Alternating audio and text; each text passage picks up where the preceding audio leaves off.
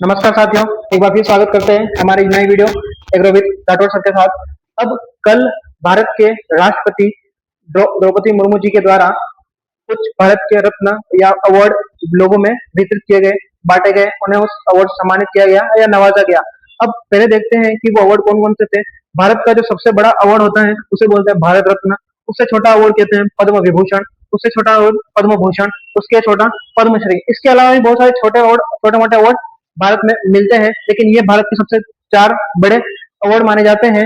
अब मैं एग्रीकल्चर का होते हुए ये बात क्यों कह रहा हूँ, क्योंकि हमारे एक एग्रीकल्चर के साइंटिस्ट डॉक्टर ए के सिंह,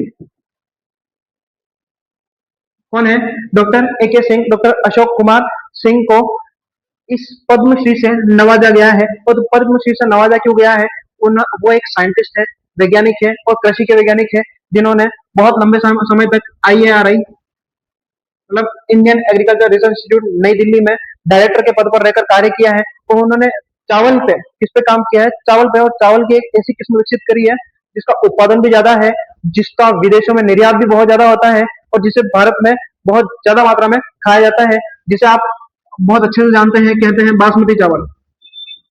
कौन सा है? बासमती चावल। इन्होंने बासमती चावल की एक बहुत प्रसिद्ध किस्म पूसा बासमती विकसित की है।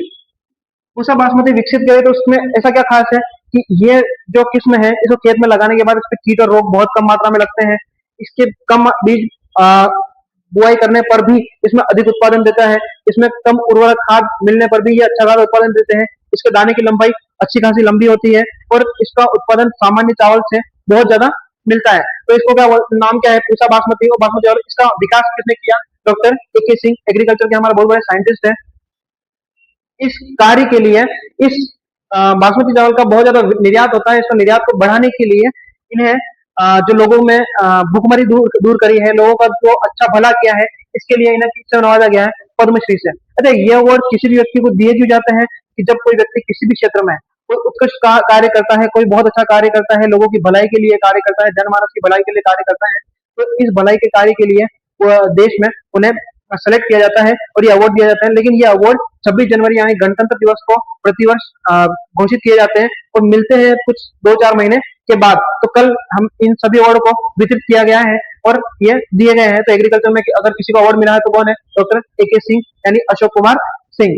धन्यवाद। हम मिलते हैं फिर अगले वीडियो में। अगर आपको किसी टॉपिक में कोई डाउट हो तो हम बता सकते हैं और एक कंप्लीट वीडियो लाने का पूरा प्रयास करेंगे।